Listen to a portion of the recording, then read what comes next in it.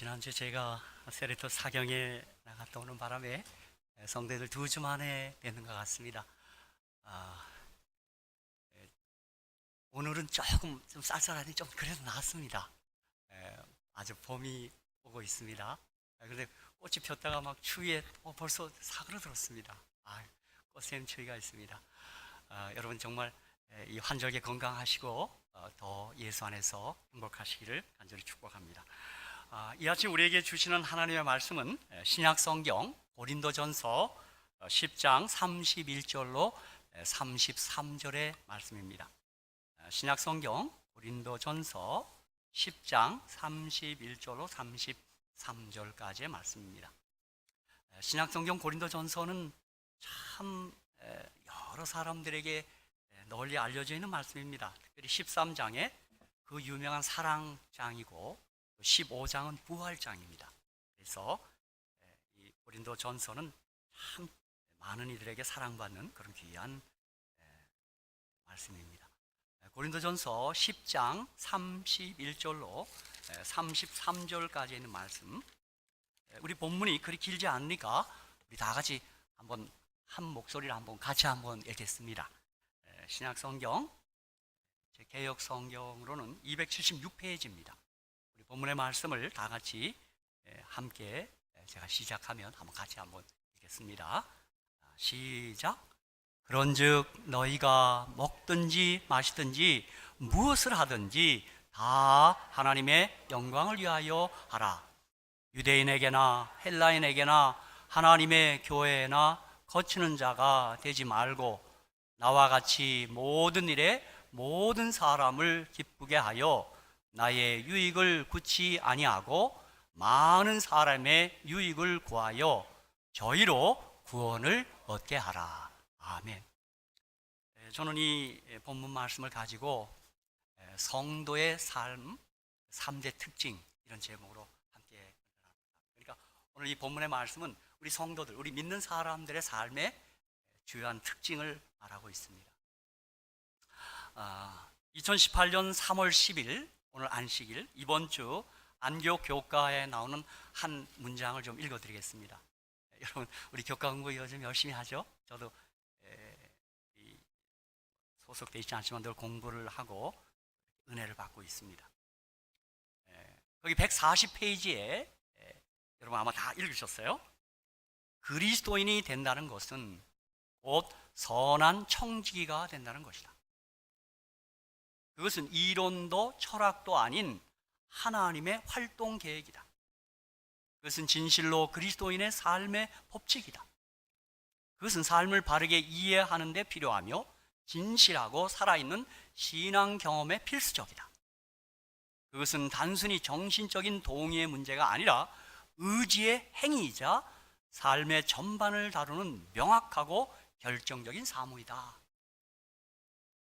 또 141페이지 다음 페이지에는 그리스도인들은 너무도 자주 성경의 교리와 실제 신앙생활을 분리시키는 과오를 범한다. 신앙 따로 생활 따로 그렇다. 어떤 분이 그래요? 따로 국밥은 있어도 따로 신앙은 없답니다. 따로 국밥 아시죠? 국 따로 밥 따로 주는 거예요. 신앙만큼은 신앙 따로 생활 따로 그렇게 안 됩니다. 신앙은 반드시 생활이 동반돼야 된다. 이번에 우리 청직에서 공부하고 공부를 그치면 안 돼요. 생활이 돼야 된다.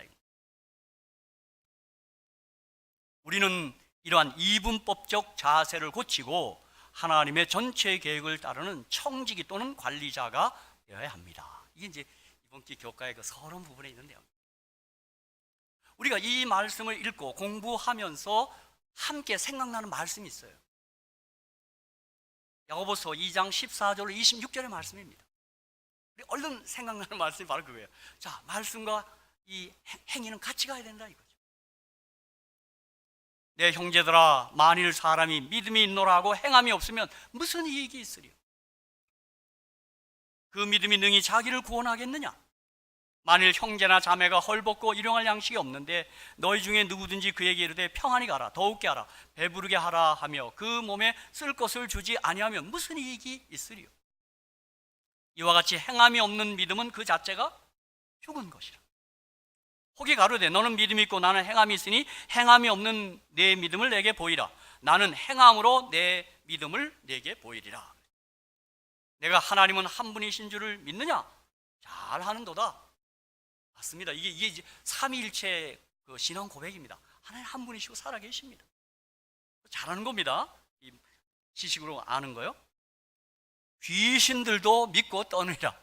여러분 사실 이 이론적으로, 이 지식적으로 가장 잘 아는 사람은 누굴까요? 귀신입니다. 예수님 하나님이신 거 하늘에서 다 봤어요. 그런데 이 귀신의 믿음은 행위가 없습니다. 그냥 아는 걸 그쳐요. 근데 이 믿음은 떠는 믿음이라 그랬어요. 그죠? 귀신들도 믿고 떤다 그랬어요. 아, 허탄한 사람아, 행함이 없는 믿음이 헛것인 줄 알고자 하느냐? 우리 조상 아브라함이 그 아들 이삭을 제단에 드릴 때 행함으로 의롭다 하심을 받은 것이 아니냐? 내가 보거니와 믿음이 그의 행함과 함께 일하고 행함으로 믿음이 온전케 되었느니라. 이에 경에 이른바 아브라함이 하나님을 믿으니 이것을 의로 여기셨다는 말씀이 응하였고 그는 하나님의 벗이라 칭함을 받았나니 이로 보건대 사람이 행함으로 의롭다 하심을 받고 믿음으로만 아니니라. 또 이와 같이 기생 라비 사자를 접대하여 다른 길로 나가게 할 때 행함으로 의롭다 하심을 받은 것이 아니냐? 영혼 없는 몸이 죽은 것 같이 행함이 없는 믿음은 죽은 것이니라. 성도 여러분, 사도 야고보는 여기서 결코 행함으로 돌아가자 그 얘기가 아닙니다. 우리 기독교는 처음부터 끝까지 뭐예요? 오직 믿음입니다. 오늘 사도는 이 믿음, 행함이 있는 믿음, 참 믿음, 올바른 믿음을 갖자고 그가 강조하는 것입니다. 그러므로 야고보서 2장도 믿음 이야기입니다. 행함이 없는 믿음은 귀신들의 믿음인 것입니다. 그래서 우리들도 그런 얘기 하대요. 알기는 귀신같이 잘 알아 이러죠. 아멘? 귀신같이 잘 알아요. 그죠? 이제 되게 자기 아내한테 그런 얘기합니다. 그죠? 어쩌면 나를 귀신같이 그래 잘 아는. 뭘 좀 거짓말을 해도 안 통해. 귀신같이 잘 알아. 귀신의 믿음은 지식으로 그치고 실천이 없는 것입니다. 행동이 뒤따르지 않습니다. 그래서 예수님은 누가복음 18장 8절에 이렇게 얘기한 거예요. 인자가 올 때 세상에서 믿음을 보겠느냐 그랬어요. 여러분 믿는 사람 많은데 주님이 오히려 역설적으로 믿음을 보겠느냐 그렇게 얘기했어요. 그 말은 뭡니까? 믿기는 믿는데 행함이 동반되지 않는 믿음이 많다 얘기입니다. 우리 샬롯의 가족들은 행함이 있는 참된 믿음을 가지시길 주의 이름으로 축복합니다. 이것을 제일 못하는 사람이 접니다. 목사야말로 알기를 얼마나 많이 알아요. 그죠? 근데 그대로 안 살아. 그죠? 그래서 제가 설교에서 가장 잘하는 때는 언제냐면 집사람이 은혜 받을 때가 제일 잘하는 때입니다. 근데 말 따로 생활 따로 하면 집사람 은혜 하나도 못 받습니다. 그죠? 그래서 어떤 목사님 그렇게 했더니 아주 그 사모님이 여기 와서 보따리 풀고 여기서 자겠다고 그래요. 아주 말대로 했으면 좋겠다. 그렇게. 근데 그러니까 1세기에 이미 기독교인들 가운데 믿음 하면서 그냥 행하지 않던 그런 믿음을 지금 사도 야고보가 보고 안타까워하는 것입니다. 1세기가 이러한데 하물며 지금 21세기 우리들은 어떻겠어요? 사실 요즘 우리가 이런 소식들 지금 듣고 있는 것입니다. 오늘 사도 바울은 본문 말씀에서도 너희가 먹든지 마시든지 무엇을 하든지 다 하나님의 영광을 위하여 하라 그랬어요. 하라. 나와 같이 모든 일에 모든 사람을 기쁘게 하여 나의 유익을 구치 아니하고 많은 사람의 유익을 구하라 그랬어요. 하라. 저희로 구원을 얻게 하라 그랬어요. 하라. 그런 게 행위가 따라야 돼요. 그렇죠? 이 본문 말씀을 이 아침 우리 묵상하며 함께 은혜를 얻고자 합니다. 여러분, 저는 오늘 이 본문에 성도의 삶의 뚜렷한 특징 세 가지가 있습니다. 어떻게 할 것인가, 어떻게 살아야 되는가 다 나와 있습니다. 당장의 성도의 삶의 첫 번째 특징은 먹든지 마시든지 무엇을 하든지 다 하나님의 영광을 위하는 삶입니다. 하나님의 무엇을 하든지 하나님께 영광이 돼야 된다 이 말이에요. 여러분, 뭐 영광을 위하여 산다는 게 뭘까? 좀 어려워요. 근데 여러분 어려워하지 마십시오. 우리 영광하면 생각나는 거 있어요. 시상식, 그죠? 뭐 예를 들면 연말에 연예인 무슨 연기 대상, 그죠? 박진영 그래. 그럴 일은 절대 없을 겁니다, 그죠? 모르겠어요. 그리고 예를 들면 뭐 박대규 연기 대상 뭐 이렇게 하고. 근데 여러분 우리 종종 보셨지만 우리 그 연예인들 가운데 우리는 좀 그들을 좀 약간 삐딱하게 보는데 이 수상의 영광을 누구에게 돌린다고요? 예수님께 돌린다는 사람이 있어. 나 그때 어머나 또 뭐 그죠? 컬링 누가 할까요? 정미금 집사님이 컬링 할 수 있어요? 하겠습니다. 벌레질하는 거거든요. 금메달 그랬어요. 나와서 뭐라 그래요? 내가 금메달을 내가 집에서 빨래를 잘해서 됐습니다. 이렇게 그렇게 하지 않고 뭐래? 이 영광을 누구에게 돌려요? 예수님께 돌립니다. 이렇게. 그러니까 여러분 영광을 한다는 말은 내 행동을 통하여 내 삶 전반을 통하여 주께 감사하고 주께 그 영예를 돌려드립니다. 그래서 시편 50편 23절에 감사로 제사를 드리는 자가 나를 영화롭게 하나니 그 행위를 옳게 하는 자에게 내가 하나님의 구원을 보이라 그랬어요. 그럼 하나님께 영광 돌리는 거 딴 거 없어요. 감사한 삶이에요. 감사합니다. 여러분이 하나님께 영광 돌리는 건 감사가 여러분의 입술에 그치지 않아요. 모든 게 다 감사해. 하나님 감사합니다. 감사한 게 한두 가지가 아니야. 그런데 우리들도 이렇게 감사하다가도 어려운 일 생기면 남이 아미타불로 바뀌어요. 이게 우리의 모습입니다. 어찌 보면 어려운 때도 감사해. 무슨 일이 있을지 모르겠어요. 그래서 어떤 분은 생각하다 think와 감사하다 thank는 어원이 같답니다. 이 말은 뭐냐면 우리가 자세히 생각하면 온통 감사한 것뿐이라는 것입니다. 성경에 뭐라고 했어요? 사도 바울이 범사에 감사하라. 항상 감사하라. 매일 감사하라. 오늘 이곳에 계신 모든 분들이 감사 아줌마, 감사 아저씨가 되시기를 주의 이름으로 축복합니다. 뭐라 그러게? 그 아줌마 아저씨 되지 뭘 해보지? 감사 삼촌, 감사 이모가 다 감사한 거예요. 여러분 근데 제가 어제도 설교 중에 얘기했습니다. 믿음으로 사는 사람의 가장 뚜렷한 특징이 감사합니다.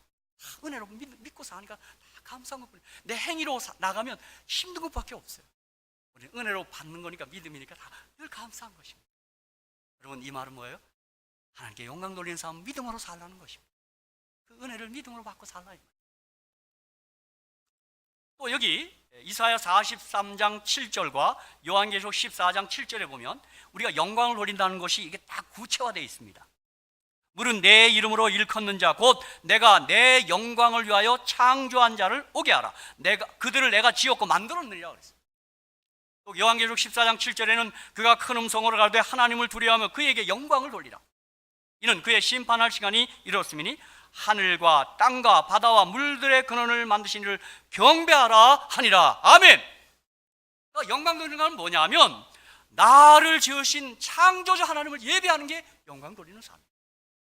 여러분 이 시간 예배 시간을 통하여 하나님께 영광 돌리고 있는 것입니다.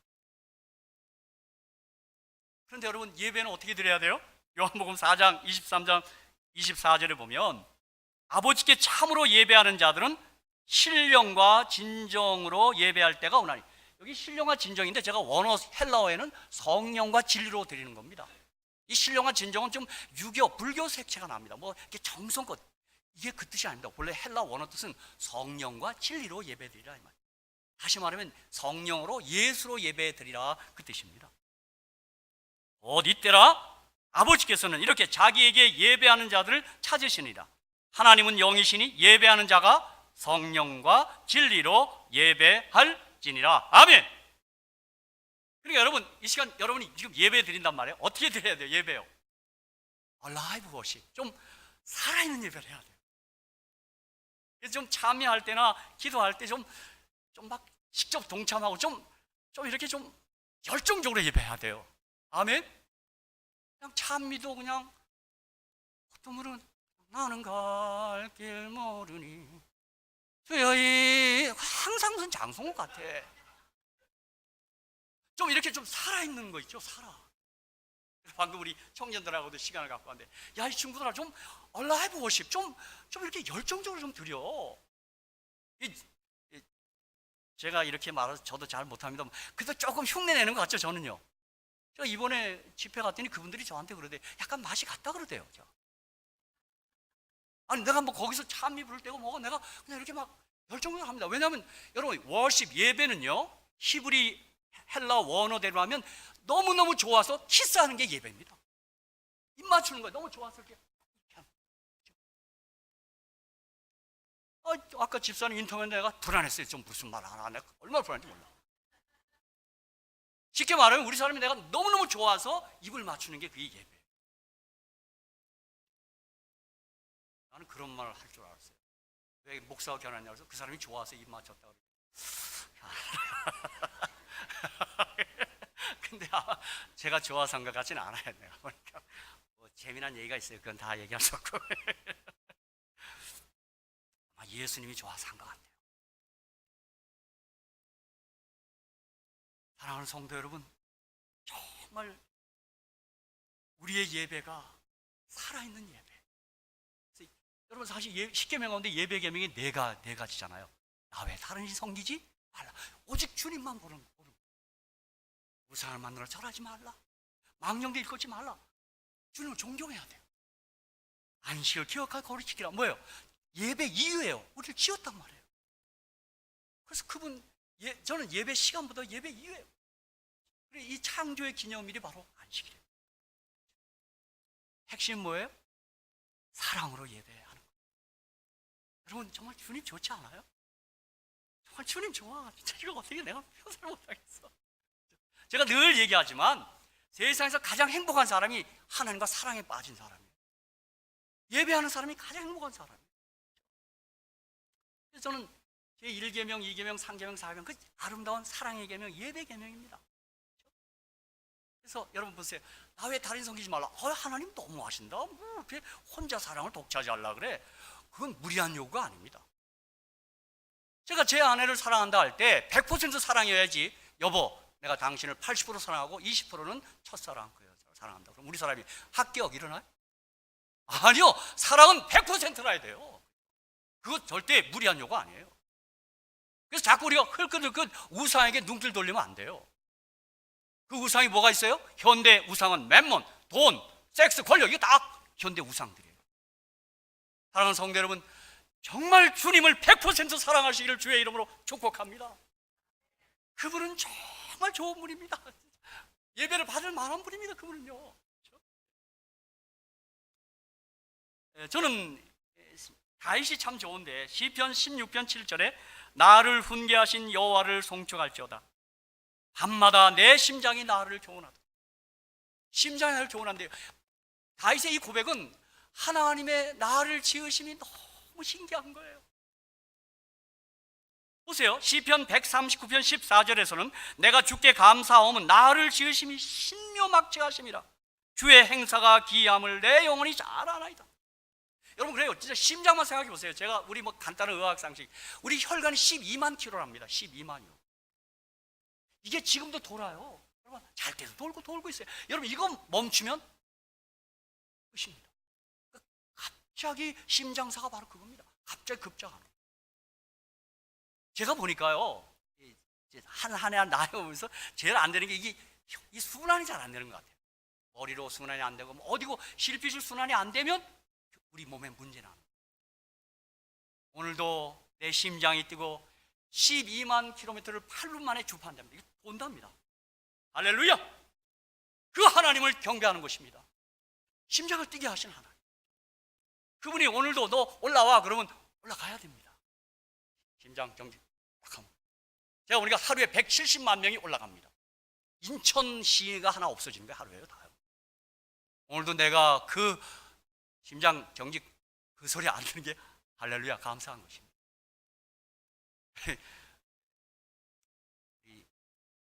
어머니 아버님들 모세처럼 오래 사시고 건강하게 오래 사시기를 주의 이름으로 축복합니다. 하나님을 자주 경배하시기 바랍니다.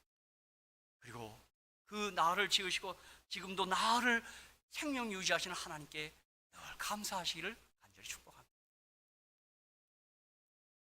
그래서 시편 95편 6절에 오라 우리가 굽혀 경배하며 우리를 지으신 여호와 앞에 무릎을 꿇자, 그를 예배하는 것입니다. 이게 안식일이에요. 또 하나 마태복음 5장 13절로 16절에 보면 주께 영광 돌린다는 것이 아주 구체적으로 나와 있습니다. 너희는 세상의 소금이니 소금이 만일 그 맛을 잃으면 무엇으로 짜게 하려? 후에는 아무 쓸데없어 다만 밖에 버리고 사람에게 밟힐 뿐이니라. 너희는 세상의 빛이라 산 위에 있는 동네가 숨기우지 못할 것이요 사람이 등불을 켜서 말 아래 두지 아니하고 등경 위에 두나니 이러므로 집안 모든 사람에게 비추니라. 이같이 너희 빛을 사람 앞에 비치게 하여 저희로 너희 착한 행실을 보고 하늘에 계신 너희 아버지께 영광을 돌리게 하라. 여러분, 우리가 여기 착한 행실은 물론 1차적으로는 주님을 믿는 믿음, 생명적인 것을 말하는 겁니다. 그러나 우리가 주님의 생명을 소유했다면 우리의 행실이 착할 줄 믿습니다. 우리 안에 예수의 마음을 품으면 우리 마음을 가진 거예요. 그리고 그 마음대로 사는 것입니다. 여러분, 저는 이 마태복음 5장 13절 16절을 이렇게 표현하고 싶습니다. 성도의 삶, 하나님께 영광을 돌리는 삶은 세상 사람과 달라야 합니다. 달라야 합니다. 우리 모두가 저 사람은 뭔가 다르구나 소리 듣기를 주의 이름으로 축복합니다. 그렇게 그 말을 들어야 그게 하나님께 영광 돌립니다. 여러분 생각해 보십시오. 저는 어머니라는 단어만 떠올려도 눈술이 시큰하고 감동이 있습니다. 우리 모두가 그럴 것입니다. 어머니라는 단어가 언제나 우리에게 감동을 주는 것은 그분들의 희생이 떠오르기 때문에. 어머니는 그 대명사가 희생입니다. 희생이요. 여러분, 저는 정말 몸이 아파서요, 약해서요, 우리 어머니가 왔네 저를 쳐다봅니다. 아무튼 난 그때 왜 이렇게 아팠는지 몰라요. 근데 제가 아픈 게 아니라 우리 어머니가 아파요. 내가 보면 그냥 요즘은 이렇게 돌아서면 배가 고픈데 그때는 왜 이렇게 밥맛이 없는지. 밥 안 먹으면요 물에 말아서 입 좀 벌려봐. 물에 말아서 먹어도 밥맛이 없더라고. 예수 믿고 났더니 그냥 이게 돌멩이도 맛있어. 그렇죠? 그리고 우리 어머니 하면 가장 감동 있는 이유는 그분들의 희생이에요. 여러분, 우리 예수님 하면 자꾸 우리 눈시울이 뜨거워지는 이유가 뭐예요?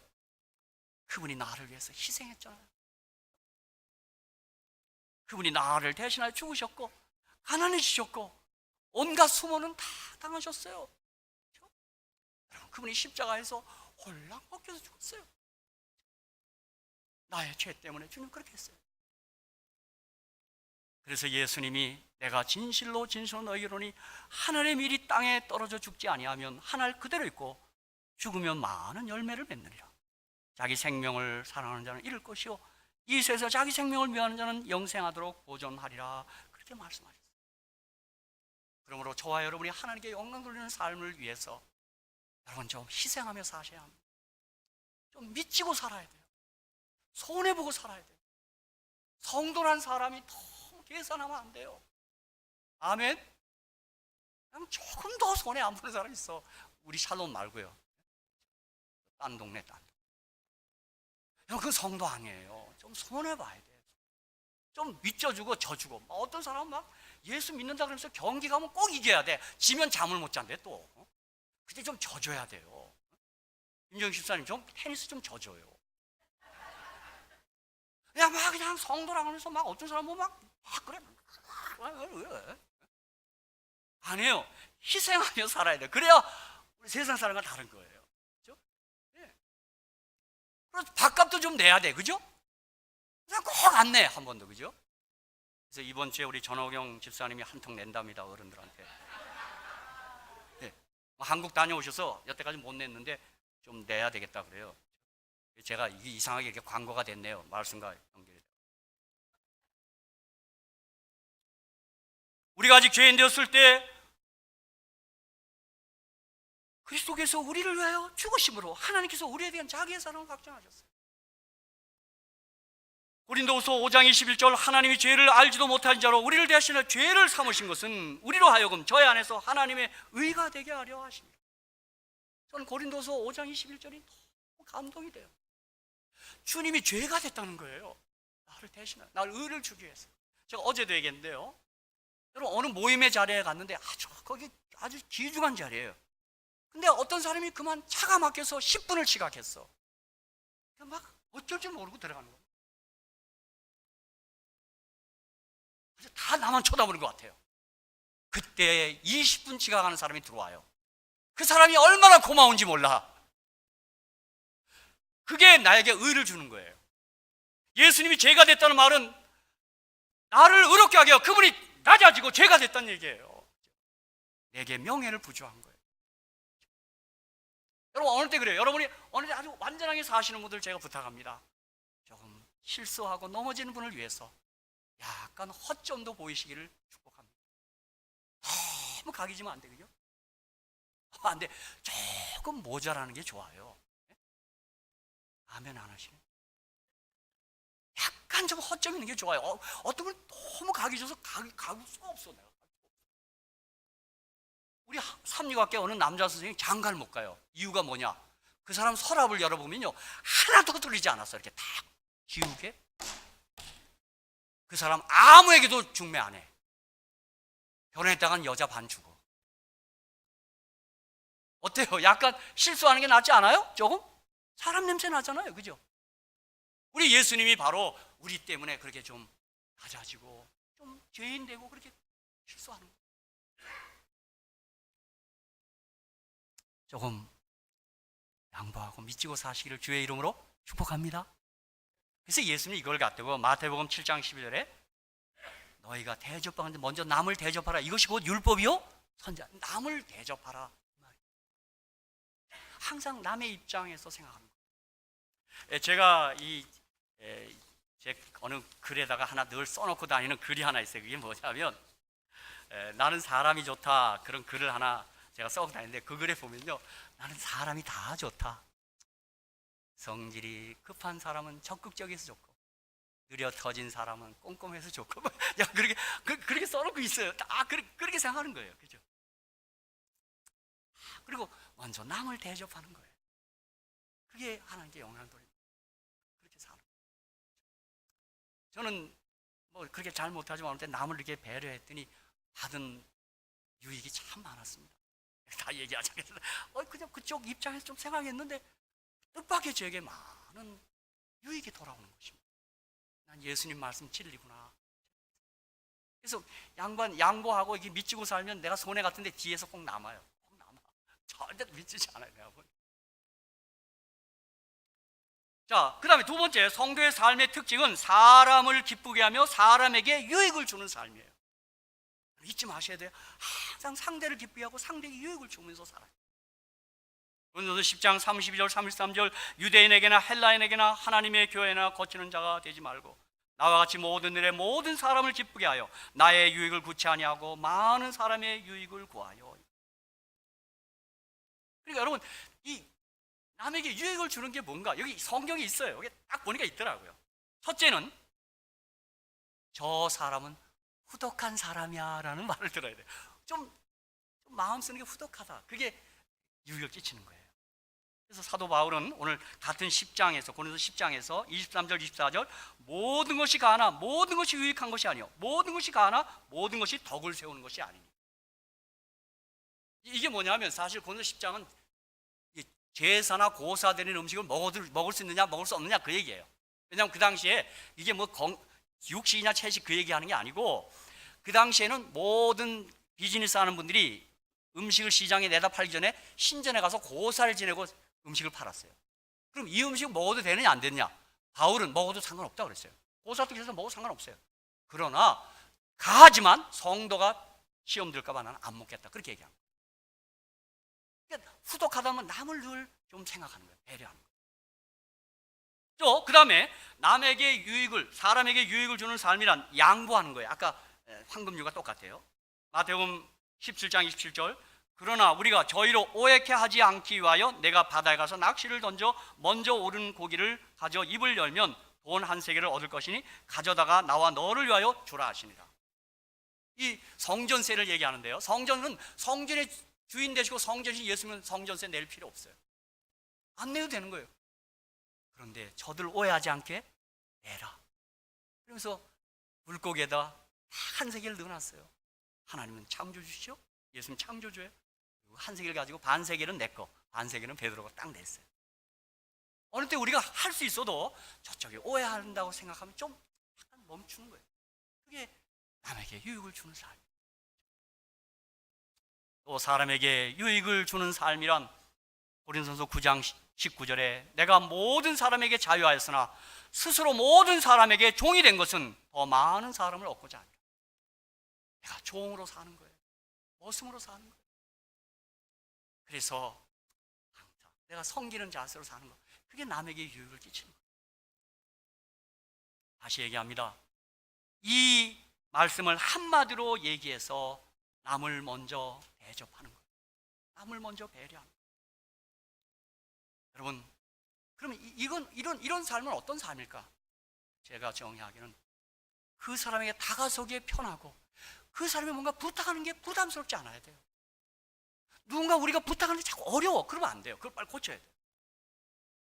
제가 왜 이렇게 말씀드리냐면, 자, 우리 예수님께 기도를 통하여 뭔가 부탁해요. 그죠? 뭐 해주세요. 그때 여러분 기도할 때 부담 느끼는 분 없죠? 예수님 언제 기도해도 잘했어. 기도 더 해. 그 다음에 주님께 나가는 게 그렇게 어렵지 않아요. 그렇죠? 수고하고 무거운 짐자 다 내게로, 내가 너희를 쉬게 하리라. 그러니까 저와 여러분이 딱 옆 사람이 내게 오는 게 어렵지 않아야 돼요. 아멘? 목사는 어려운데요. 그렇게 하면 안 돼요. 쉬워야 돼요. 다 쉬워야 돼요. 우리 새로 이사 오신 박영옥 집사님, 박영옥 성도님, 주디 성도님, 며느리가 다가서기에 편한 사람이 되시기를 주의 이름으로 축복합니다. 이게 영광 돌리는 삶이에요. 누구라도 편해야 돼요. 뭐 손자가 내가 옆에 오기도 좋고 그래야 돼요. 그죠? 근데 며느님이 다가서긴 다가섰는데 어려워. 어머님 피자를 할까요? 짜파게티를 할까요? 이러면 안 돼요. 엄마 그렇게 해야 되는 거예요. 여러분 특별히 보세요. 우리들 살다 보면 애들은 가라, 그러죠? 들어봤어요? 시장에 가면 애들은 가라, 그죠? 아픈 사람은 가라, 이런 얘기 들어봤죠? 근데 복음서에 보면 예수님은 거꾸로요. 여기에요. 어린아이들이 내게 오는 것을 금하지 말라. 제자들은 막 부르셨어요. 제자들, 애들 가라고. 시끄러우니까 가. 예수님은 애들 오는 걸. 그 다음에 보세요. 예수님 주변에 누가 왔어요? 각색 병자자 다 왔어요. 여러분도 보세요. 긴 병에 효자 없다는지 아픈 사람 있으면, 근데 주님은 그 병자를 내게 오라는 것입니다. 남에게 유익을 끼치는 사람, 내게 유익이 되는 사람만 반기면 안 됩니다. 내가 전혀 반대급부를 기대하지 않는 사람일지라도. 아까 전 집사람이 삼육제하는 얘기를 했는데 제가 정말 거기 있을 때 행복했습니다. 그들이 무슨 크게 자고 그런 거 아닙니다. 그 아이들 교사들도 아주 어느 때 그래요. 내가 무슨 희망이 있는가 그래요. 그렇지 않아요. 오히려 그들이 저희들에게 희망을 줬어요. 기쁨을 줬어요. 저는요, 제일 재미난 게 제 아들 사택에 살 때 저희 식구들이 시장에 갔더니 개가 다리가 절름발이야. 개가 눈이 뻘개요. 이리 치고 저리 쳤어요. 우리가 안고 왔습니다. 내가 개 그렇게 좋아하지 않지만 좀 다리 부러진 개를 안고 왔어요. 얼마나 자기를 거들떠 좋아하는지요. 그냥 개가 왜요? 그러니까 사람들이 올 때마다 이 집은 희한하다. 개까지 장애가 있네 그래. 그런데도요, 그 개가 얼마나 좋아하는지요. 나 그때마다 자기 그 생각해 줬다고. 나 그때 그 개 생각납니다. 그 장애개. 그런데요, 임숙희 집사님 장애견을 한번 예수님은 다 각색 없는 자 다 오라고까지 이게 그렇게 했단 말입니다. 그죠? 저 그때 그 경험이 늘 생각납니다. 창혜견 개까지도 그걸 알더라.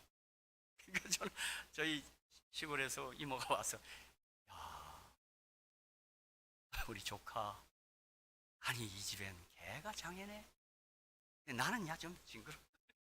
괜찮습니다. 얼마나 잘하는데요.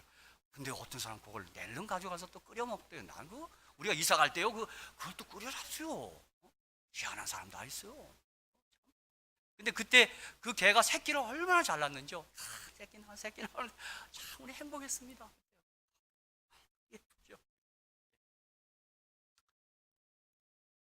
이제 세 번째, 성도의 삶의 특징은 영혼 구원을 하며 사는 것입니다. 그래서 10장 33절, 나의 유익을 구치 아니하고 많은 사람의 유익을 구하여 저희로 구원을 얻게 하라. 사랑하는 성도 여러분, 우리 모두가 죽은 후에 다시 눈을 떴을 때 가게 될 처소는 딱 두 군데입니다. 천국 아니면 지옥입니다. 여러분, 이것은 결코 제가 엄포성 경고도 아니고 해묵은 종교적 폭력이 아닙니다. 이건 성경이 말하는 바입니다. 우리가 죽은 다음에 다시 눈 떴을 때 우리가 갈 곳은 두 군데밖에 없습니다. 천국 아니면 지옥입니다. 그러므로 우리가 구원해야 합니다. 이게 그냥 무슨 교양 강좌하는 게 아닙니다. 이게요. 저는 그래서 언제나 그 참이 부를 때 제가 가슴이 좀 찌릿합니다. 주의 나팔 소리 나고, 그 참이 성도 명하실 때에, 성도 명하실 때에 나도 거기 가서 참여하겠네. 사랑하는 성도 여러분, 정말 우리 구원받아야 합니다. 구원받아야 합니다. 이거요. 마태복음 25장 34절, 그때 임금이 그 오른편에 있는 자들에게 이르시되, 내 아버지께 복받을 자들이여, 나와 창세로부터 너희를 위하여 예비된 나라를 상속하라. 천국은 우리를 위하여 예비했습니다. 그러나 25장 41절에 또 왼편에 있는 자들에게 이르시되, 저주를 받은 자들아, 나를 떠나 마귀와 그 사자들을 위하여 예비된 영영한 불에 들어가라 그랬습니다. 여러분, 지옥은 우리를 위해 예비된 게 아니라 마귀와 그 사자를 위해 예비된 것입니다. 그러므로 우리 지옥 가면 너무 억울합니다. 우리가 갈 곳이 아닙니다. 마귀와 그 천사들이 갈 곳입니다. 그래서 우리 누가복음 23장 42절 43절 다 좋아하지 않습니까? 예수여, 당신의 나라 임하실 때 나를 생각하소서. 우리 주님, 내가 나와 함께 낙원에 있으리라 그랬어요. 그리고 이 낙원에 가는 날이 주님 다시 오시는 날이죠. 여러분, 이 낙원 좋은 곳입니다. 사도 베드로가 변호사한테 여기가 좋사오니 그렇게 얘기했어요. 여러분, 재림 기다리죠? 예, 그날 우리가 그 나라에 가는 것입니다. 그렇죠? 오늘 우리 이영자 집사님 아마 수술 때문에 못 오셨는데, 이영자 집사님 내가 제일 좋은 게 하나 있어요. 이 집사님들 재림 얘기하시더라고요. 전화할 때도 목사님 재림. 여러분, 재림 사모하시죠? 아멘? 어떤 사람은 이 땅이 너무 좋대. 재림은 좀 늦게 오래요. 그런 게 어딨어. 재림이 얼마나 아름다운데요. 제가 어느 책을 보는데 도널드 그레이 반하우스 목사님이 경험한 그것이 어느 책에 있어요. 자기 교회 교인의 장례 예배를 집례하려고 하는데 유족 중 한 사람이 장례 예배를 인도하는 도널드 그레이 반하우스 목사님에게 고인이 남긴 유서를 읽어줄 것을 부탁하는 것입니다. 이런 일은 처음 겪었어요. 추모사도 하지만 어떻게 고인이 무슨 유서, 편지를 남겨놓고 왔어요. 그리고 그걸 장례식 때 읽어달라는 거예요. 목사님, 고인이 자기 장례식장에서 이것을 읽어줄 것을 부탁했습니다. 딱 편지를 열어보니까 무덤으로 가기 전에 나의 간증이라는 제목의 편지예요. 아주 유서예요, 유서. 이 목사님, 그럼 하세요. 그 순서 읽읍시다 했어요. 오늘은 나의 장례일입니다. 나는 이 마지막 시간을 내 사랑하는 친구들에게 나의 주님을 증거할 수 있는 기회로 사용하기를 원합니다. 나의 친구 맥이여, 그대는 지금 나의 시신을 대하고 있을 것이고, 나는 그대와 많은 시간 골프를 쳤는데 내가 당신과 골프를 쳤던 유일한 이유는 내 사랑하는 주님을 당신에게 증거할 수 있는 기회를 얻기 위함이었어. 그러나 번번이 그대는 그대의 쾌락과 그대의 자존심 때문에 복음을 거절해 왔었어. 매기여, 이제 당신이 주님 앞에 돌아오기를 마지막으로 호소하오. 조지여, 내가 그대와 나누었던 많은 식탁의 교제들은 그대의 영혼을 사랑하고 그대를 주님 앞으로 인도하기를 원하는 나의 간절한 기도 때문이었어. 이제 마지막 시간을 빌어 당신을 내 주님의 만찬에 초대하오. 지금이라도 늦지 않았으니 회개하고 돌아오시오. 여러분, 이 글에 보면 이들이 돌아온 것 같습니다. 죽어서도 전도를 한 거예요. 그걸 다 써놓은 거예요, 써놓은 거예요. 왜 그랬을까요? 지옥은 절대 가서는 안 됩니다. 천국은 나 혼자 갈 수 없습니다. 여러분, 천국 없으면 이 땅에서 아무리 돈을 많이 번들 그게 무슨 소용이 있습니까? 여러분? 저는 요즘 우리 시조 돌리는 분들한테 가서 우리 조승용 장님 제가 한조가 돼갖고 가서 지옥 얘기합니다. 천국 가셔야 합니다. 천국 가셔야 합니다. 예수 잘 믿고 천국 가셔야 합니다. 지난 2월 21일 빌리그레암 목사님이 주 안에 잠드셨습니다. 참 잘 사신 것 같아요. 100세를 사셨어요. 사모님은 87세에 잠드셨고, 아마 빌리그레암 목사님 그러니까 한 10년 가까이 혼자 사십니다. 제가 그분의 특집 기사들을 스크랩하면서 또 그분의 책들을 제가 소지해서 다 꺼내서 한번 읽어봤어요. 여러분, 정말 책을 잘 쓰셨습니다. 제가 다시 한번 읽어보니까 그분 다 큰 거인이더라고요. 복음을 참 이렇게 설명했어요. 우리가 아는 대로 그분이 전 세계 2억 명에게 복음을 전했습니다. 여러분, 저는 기도하고 있습니다. 열왕기하 2장 9절, 건너에 엘리야가 엘리사에게 이르되 나를 내게서 취하기 전에 내가 내게 어떻게 할 것을 구하라. 엘리사가 가로되 당신의 영감이 갑절이나 내게 있기를 구하나이다. 여러분들 이 기도 드리지 않겠습니까? 나도 좀 저 빌리그레암에게 영감이 내게 갑절이나 있어서 나도 2억 명은 그만두더라도 한 20명에게라도 좀 복음을 전하면 얼마나 좋겠냐 이거예요. 물론 그가 복음을 전해서 다 믿은 건 아닙니다. 그렇죠? 다 믿은 건 아닙니다. 사랑하는 성도 여러분, 이 아침에 우리 함께 기도합시다. 당신의 영감이 갑절이나 내게 있기를 구하나이다. 그리하여 내가 주님의 도구 되어 많은 사람을 구원하게 하소서. 우리가 기도해야 할 것입니다. 하나님의 영광을 위한 삶, 사람에게 유익을 끼치는 삶, 영혼 구원을 위한 삶이 내 생에 남은 날 동안 나의 삶의 특징이 되시기를 주의 이름으로 축복합니다. 여러분, 이렇게 살아야 합니다. 이게 우리 성도의 삶. 이렇게 살지 않으면 아까 주님이 얘기한 것처럼 사람들이 짓밟습니다. 우리만 짓밟는 게 아니라 예수님이 짓밟힙니다. 다시 한번 우리 삶에 이 내용을 구조조정해 주시기를